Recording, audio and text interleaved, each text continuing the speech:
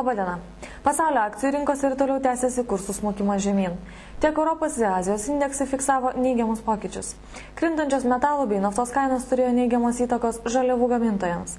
Lūkesčiai dėl galimo Europos centrinio banko sprendimo mažinti palūkanas nutempė euro kursą prieš dolerį bei jeną. Pabaltijo akcijų rinka taipogi pasuko neigiamą kryptimi. Raudonuojančios užsienio rinkos bei vietinių spekuliantų noras fiksuoti pelnus darė savo įtaką. Vilniaus vertybinių popierių biržos indeksas krito 0,85%. Kaip ir buvo galima tikėtis, daugelis pozicijų šiandien buvo akstinas trumpalaikiams investuotojams nusiimti pelnus. Bankinis sektorius pastarąsias dienas užkilęs šiandien kristelėjo atitinkamai, ūkio bankas daugiau kaip 6%, bankas Noras beveik 8%.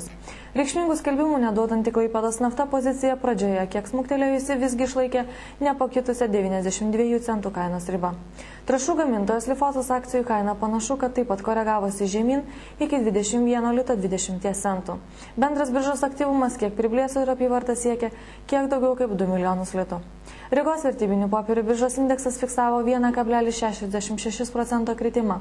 Tam įtakos turėjo didžiausią indeksą svorį turinčių kompanijų Grindex bei Latvijos Kugniecybė akcijų kursų smuktelėjimas virš 3%. O bendra biržos apyvarta siekia 12 tūkstančių Latvijos latų. Talino vertybinių popierių biržos indeksas koregavosi žemyn 0,79%. Rinko ir toliau stebino neblėstantis susidomėjimas Esti Telekom akcijomis, kurių buvo perleista daugiau kaip už 500 000 eurų. Be to, tai buvo viena iš pozicijų, kuri šiandien fiksavo teigiamą virš 2% kainos pokytį.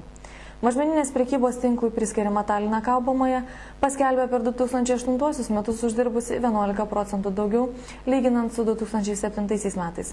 Tai įtakojo investuotojų reakciją, kurios padarinys buvo beveik 3,5% išaugusi akcijų kaina. Bendra biržos apyvarta siekia daugiau kaip 1 milijoną eurų. Šiandieną naujienų tiek, viso geriausio.